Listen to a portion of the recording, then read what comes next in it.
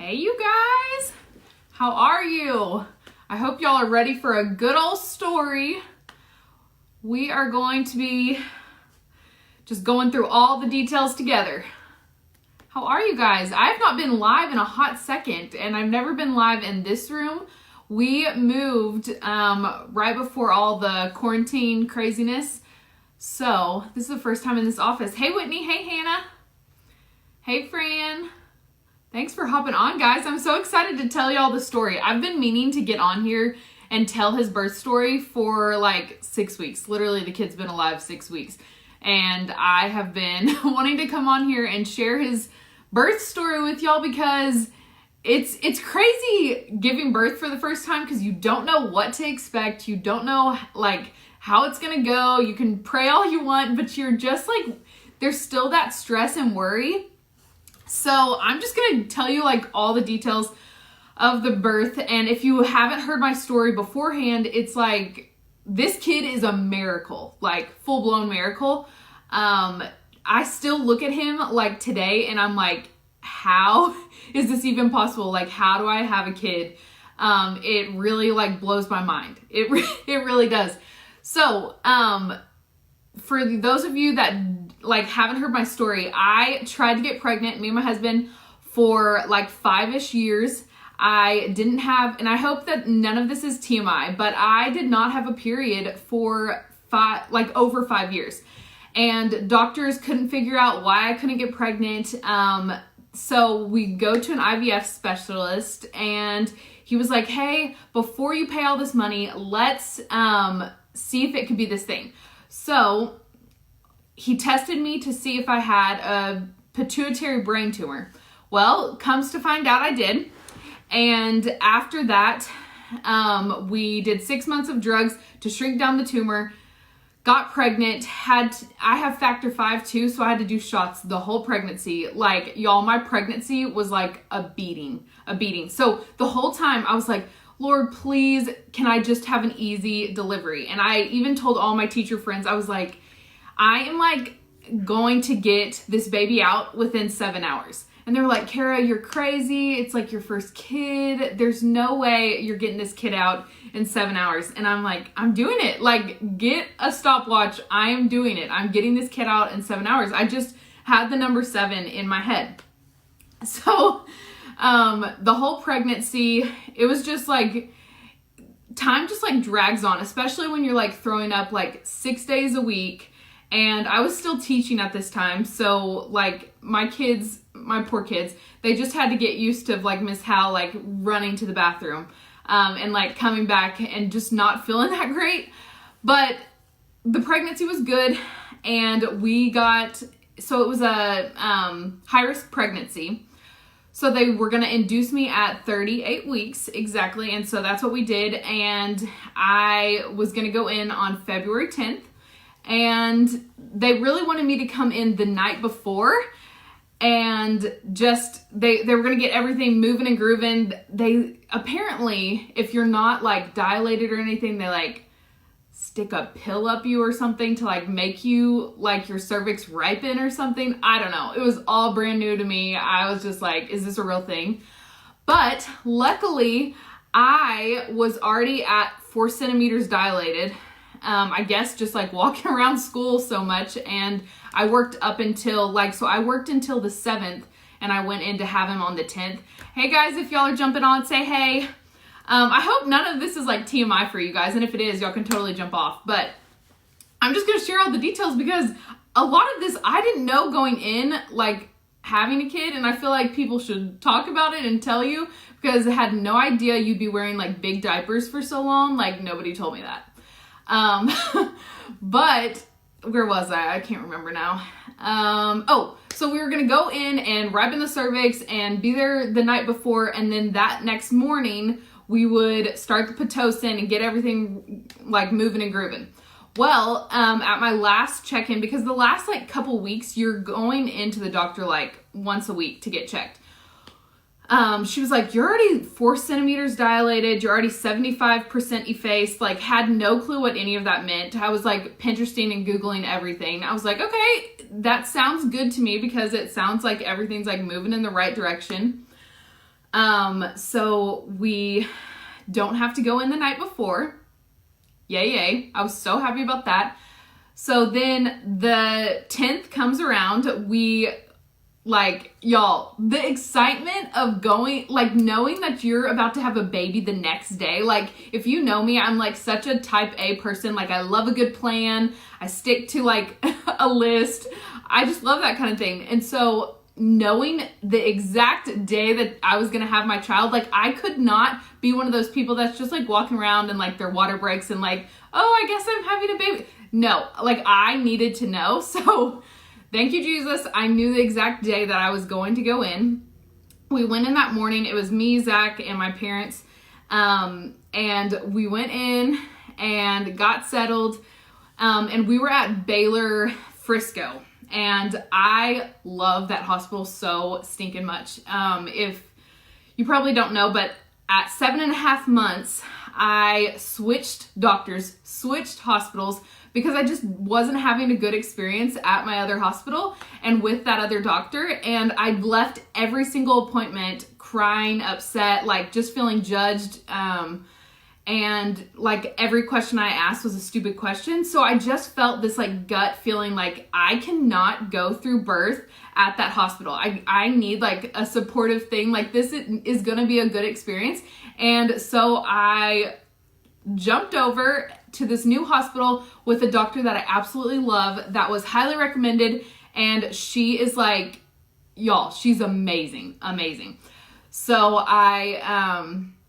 so we come over, and you're not even, once you get past 8 months, you're not allowed to switch doctors. So I was at 7.5 months. So another God thing.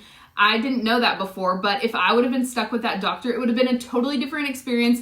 And this video would be like a totally different story and everything.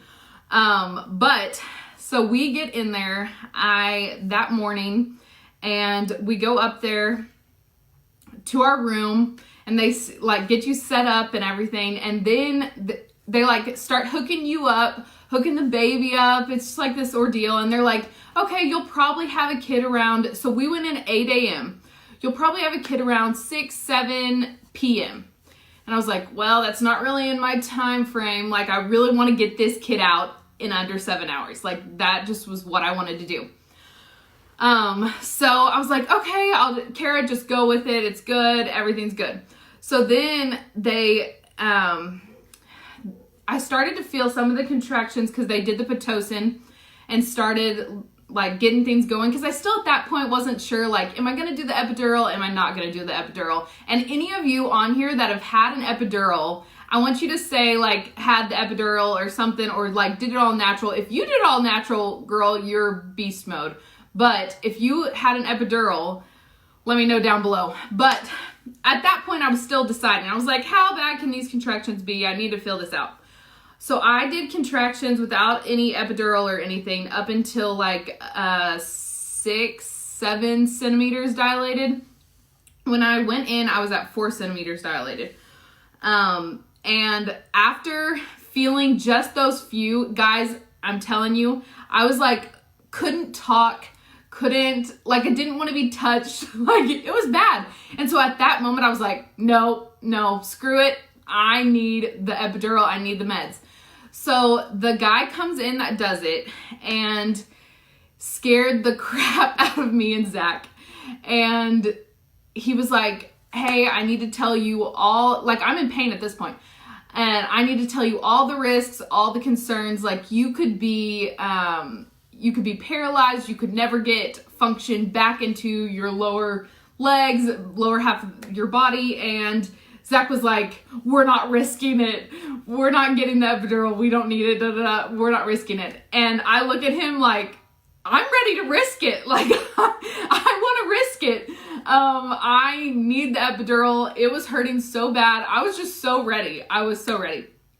So then our like regular doctor comes in to check on me, and our nurses come in, and they're like, the odds of that happening are like, what did she say? She said the odds of that happening is like a shark biting you on dry land. And I was like, okay, I'm doing it. So Zach was like, okay, go for it. So I got the epidural, and if you've ever gotten an epidural, I thought it was going to be like the movie. Like, I thought it was going to be like Grey's Anatomy, where you are like laying there like on your side, and tell me if any of y'all laid on your side, but I did not lay on my side. I was expecting to like lay on my side and him to put the epidural in. Another thing I didn't know is I didn't know the epidural was going to stay in your back. Like, no one told me that. I thought it was just going to be like a shot, boom, done. But he like had you sit crisscross applesauce. So you're sitting crisscross applesauce and you're like leaning over. I'm holding Zach's hands and I'm like trying to think of a worship song to like get my mind off of it, because I've seen him walk in with this tray and no joke, the needle feels like this big. And or like looks like that big. So I'm looking at it, I'm like, oh, I shouldn't have looked. That was a bad choice. And once I saw that needle, I was like trying to think of any song that I could sing in my head, but like a praise and worship song, any song.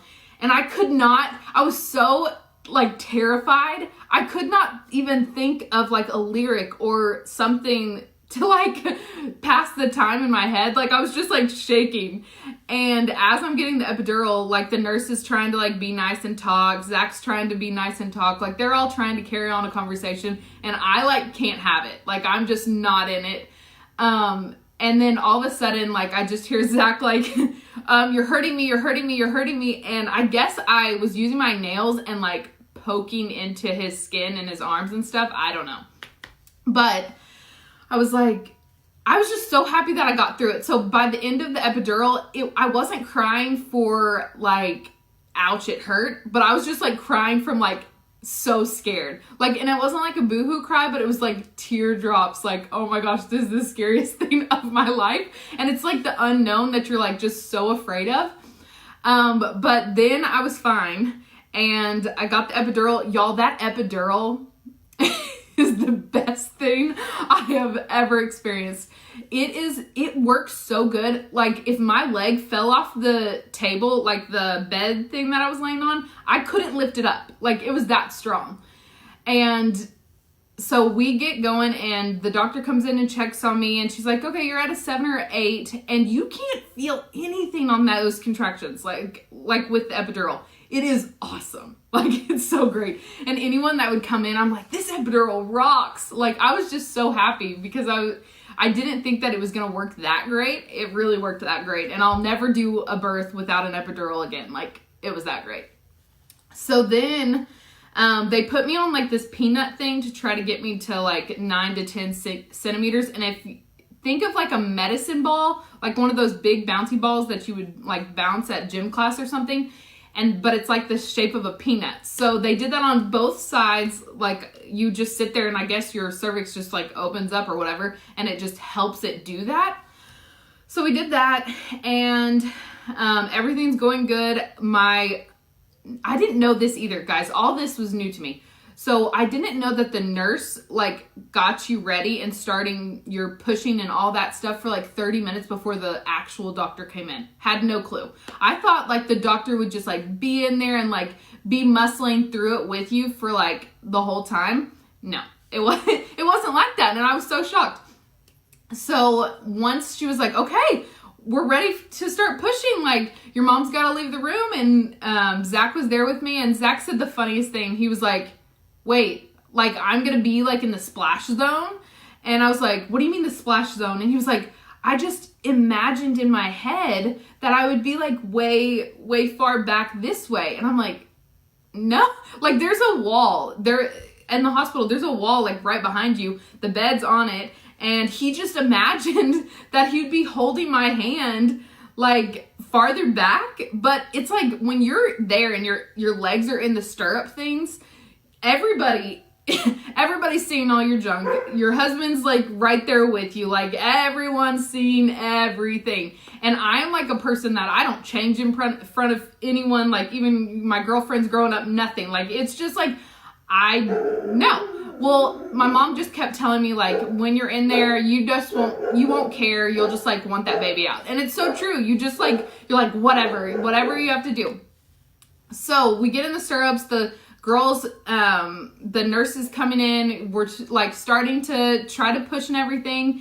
And it's so crazy because you're like in this hospital room and they put on these spotlights, like had no clue they would do that. Like literally like concert spotlights on you, like above on the ceiling, which I thought that was kind of crazy and weird.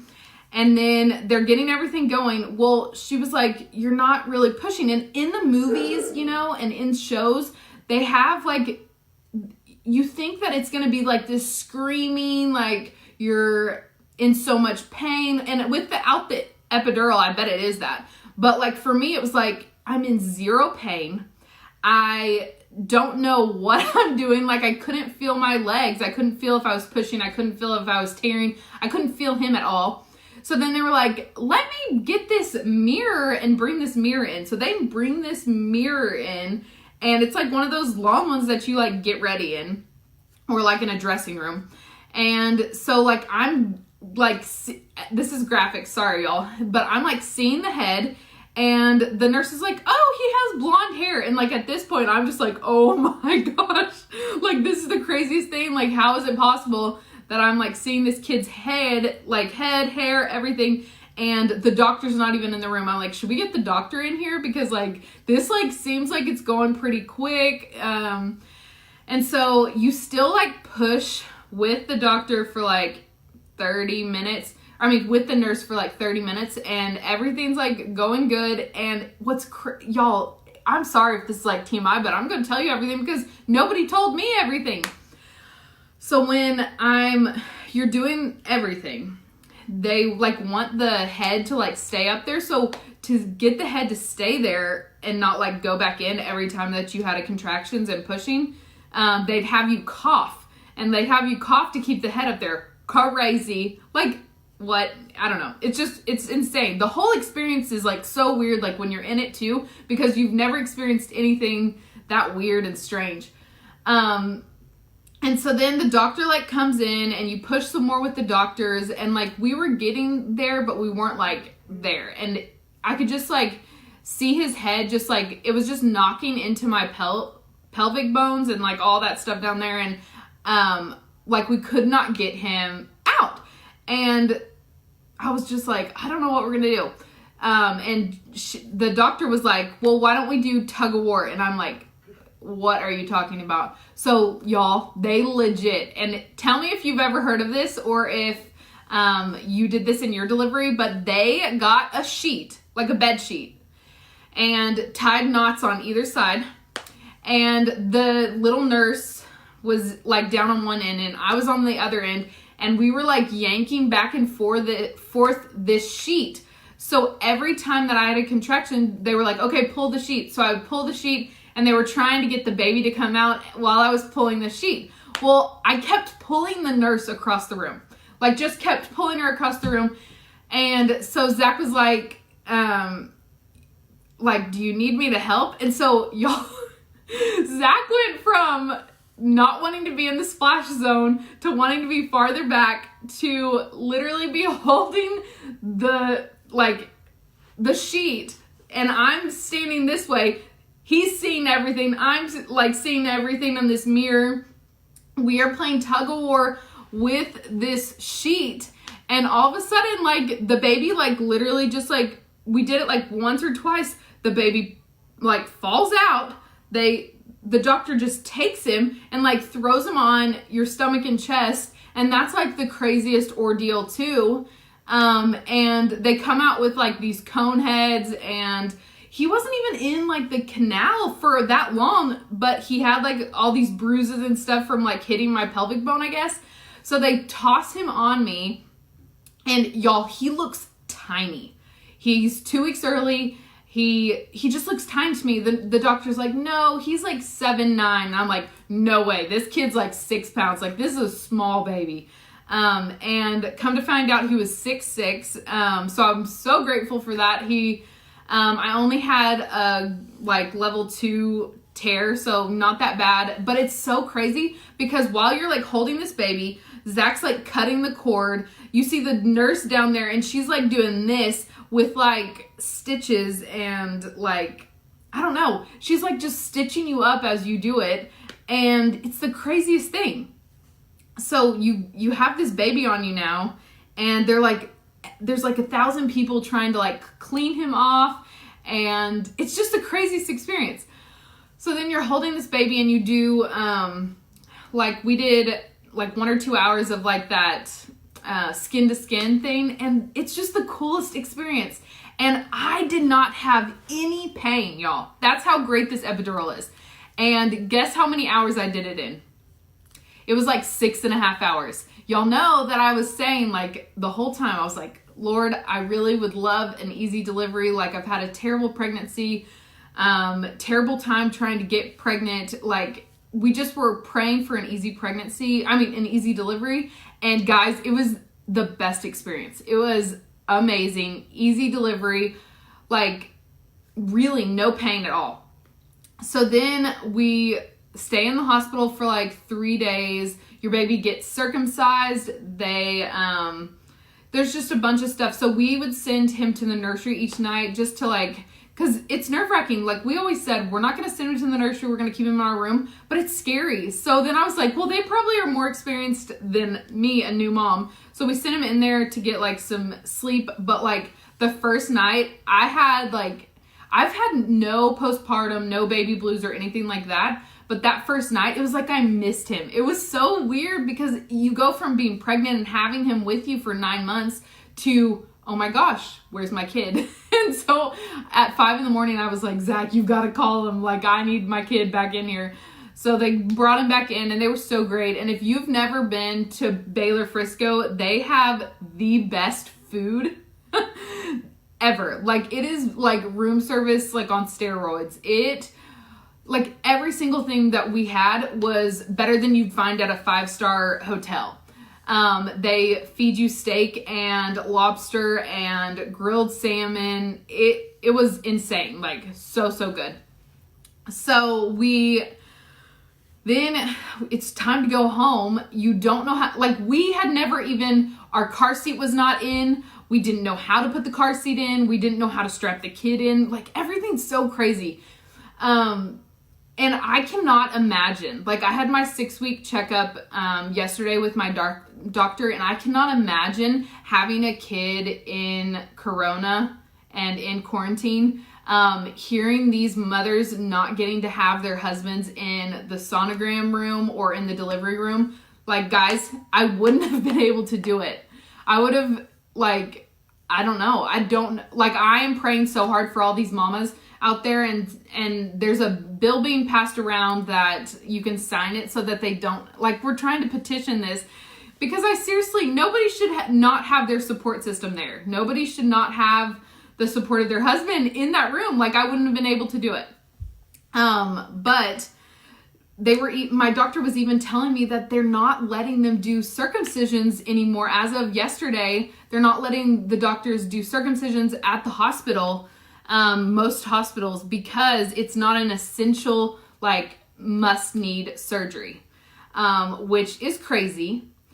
What that means is the baby boys that you want to have circumcised, if you want them to be circumcised, they have to wait until several months old, and they will have to put them under anesthesia and have like a legit surgery. So another thing, like God like totally protected me, because if it was like a month or 2 later, I don't even know what we would have done. Like I don't know what we would have done.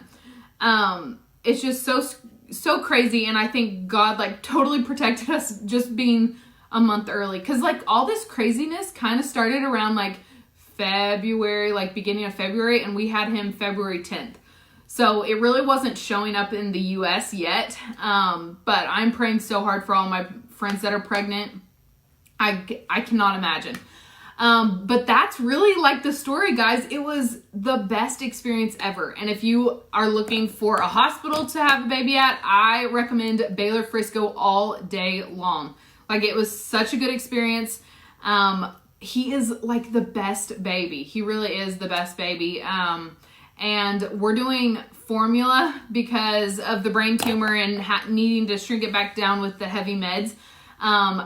props to all the mamas out there that are doing breastfeeding. I don't know how you're doing it because you're so sleep deprived.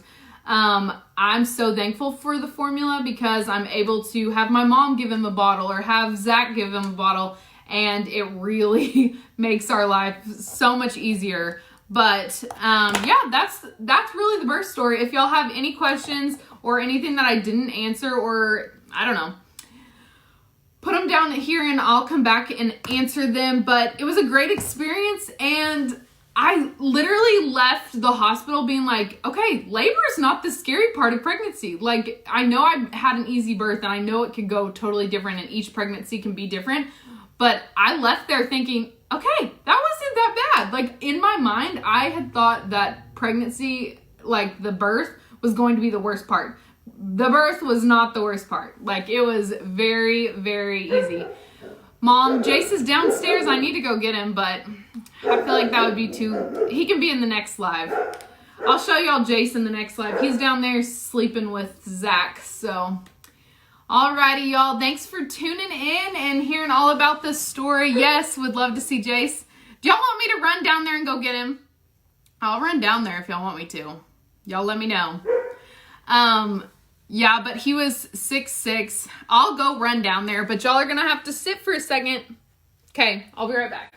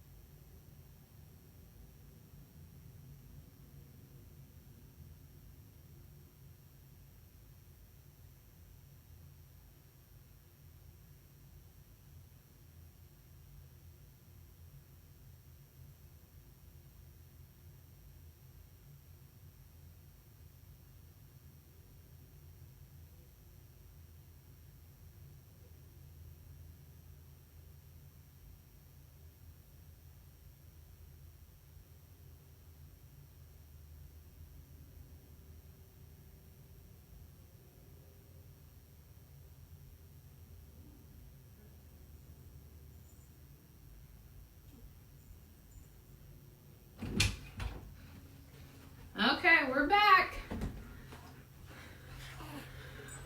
What do y'all think? He's mad. Oh, are you mad? So he was dead asleep, but he has his little owlet sock on. And if y'all don't have one of these owlets, they are amazing. Harley is obsessed with him. She loves giving him kisses and all the things, but he was asleep. He did not want to be woken up. I know it, baby. Isn't he cute? We're so in love. I know, he's mad. I literally pulled him out of bed with Zach. He was all warm. Are you not going to show them your eyes? And boys grunt so much. They really do. Are you going to smile for them? Can you? Yeah? Harley. Come here, Har. You can say hi too. Harley, come here. Harley. So this is him. This is Jace. He's got his little owlet sock on. He is 6 weeks old and loving life. Harley, you are such an attention hog. Oh, why did you wake him? He'll go right back to sleep.